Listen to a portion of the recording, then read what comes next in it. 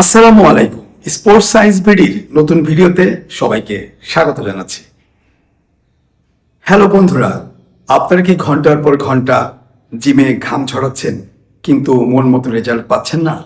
তাহলে বুঝতে হবে সমস্যা আপনার ট্রেনিংয়ে নয়, আপনার খাবারে বা নিউট্রিশনে।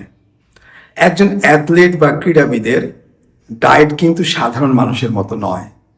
আজকে আমরা একদম সহজ ভাষায় জানবো কিভাবে স্পোর্টস নিউট্রিশন কাজ করে এবং স্পোর্টস নিউট্রিশনের ফ্যাক্টরসগুলো কি। চলুন তবে দেখে নেওয়া যাক।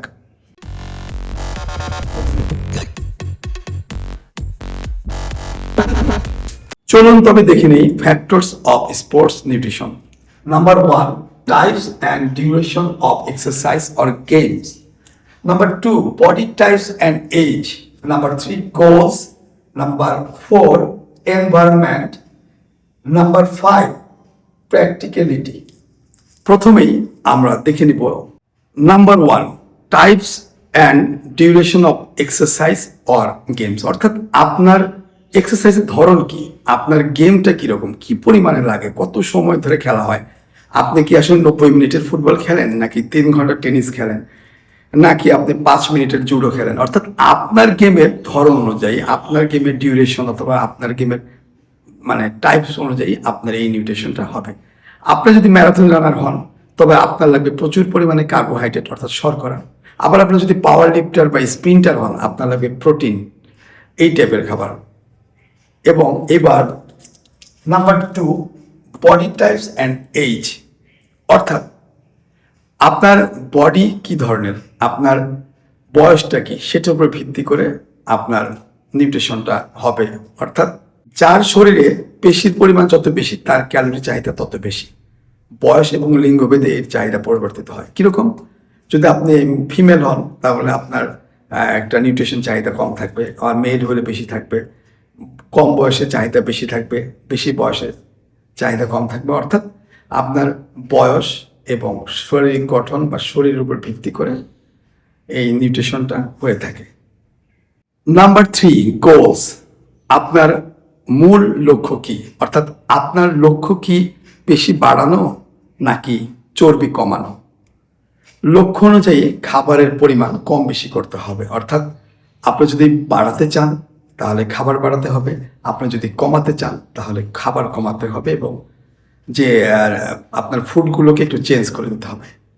এর উপর ভিত্তি করে আপনার নিউট্রিশন হবে। অর্থাৎ আপনার লক্ষ্যকে মাথায় রেখে নিউট্রিশনটা হয়ে থাকে। Number 4, environment. অর্থাৎ আপনার পরিবেশ, আবহাওয়া আপনার উপর প্রভাব ফেলে, সুতরাং সেটির উপর ভিত্তি করে নিউট্রিশন হবে। পরিবেশের উপর খাপ খাই, পরিবেশকে মাথায় রেখে আপনার নিউট্রিশন হবে। অতিরিক্ত গরমে বা আর্দ্রতায় ব্যায়াম করলে শরীর থেকে প্রচুর পরিমাণে পানি ও ইলেকট্রোলাইট বের হয়ে যায়, তাই তখন হাইড্রেশনের দিকে বাড়তি নজর দিতে হয়। অর্থাৎ আপনার এনভায়রনমেন্ট যদি গরম হয়ে যায় তখন হাইড্রেশনের দিকে বাড়তি, আবার শীতকালে যদি হয় সেদিকে আপনাকে খেয়াল রেখে আপনাকে ফ্যাট ইনটেক করতে হবে। নাম্বার 5, লাইফস্টাইল অথবা প্র্যাকটিক্যালিটি। অর্থাৎ আপনার ট্রেনিং শিডিউল যদি খুব ভোরে বা রাতে হয় তবে সেই অনুযায়ী খাবারের সময় ও টাইমিং মেলাতে হবে।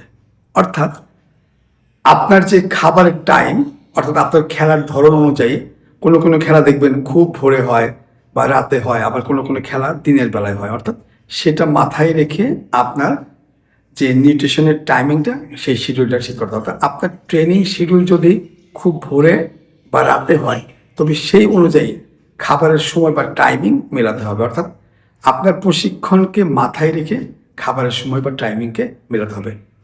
সুপ্রিয় দর্শক মণ্ডলী, আমাদের অনুষ্ঠান আজকের মতো এখানে শেষ হচ্ছে। আমাদের অনুষ্ঠান যদি ভালো লাগে তবে লাইক, কমেন্ট, শেয়ার করুন এবং আমাদের চ্যানেলটিকে সাবস্ক্রাইব করতে ভুলবেন না। সবাইকে আবার ধন্যবাদ জানিয়ে আজকের মতো অনুষ্ঠান এখানে শেষ করছি। আসসালামু আলাইকুম।